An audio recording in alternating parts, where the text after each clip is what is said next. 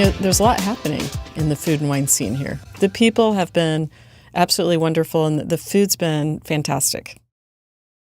He was a war hero in Vietnam. My dad was an amazing man, very much a Renaissance man. He was a doctor. He also liked the arts. He was a clay sculptor and a marble sculptor. He was funny. He had a great sense of humor, but he really loved wine, and he really loved food and wine. And I think the biggest gift now that my dad gave me, it wasn't just the passion for wine and food, it was the exposure to wine and food. The history of wine is pretty amazing. It's basically 4,000 years of fermentation, and I feel honored to even be part of that.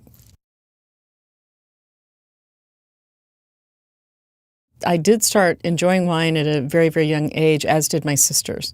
So we've always had an appreciation for it. Wine is just held it's an important part of, again, I go back to history, but it's part of a meal and part of enjoying something together. It's a addition to a good lifestyle.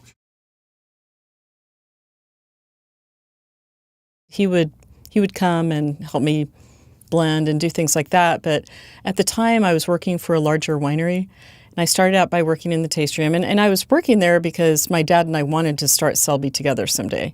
But I worked in a tasting room. I learned how to drive a forklift and became the warehouse manager. And then I started working in the cellar. The nice thing now as the owner of a winery is I've worked every job.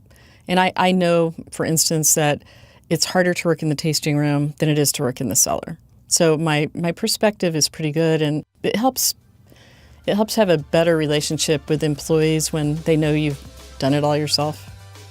I did what I had to do, and I kept making wine and kept working at the larger winery, and after all those years, I made it work.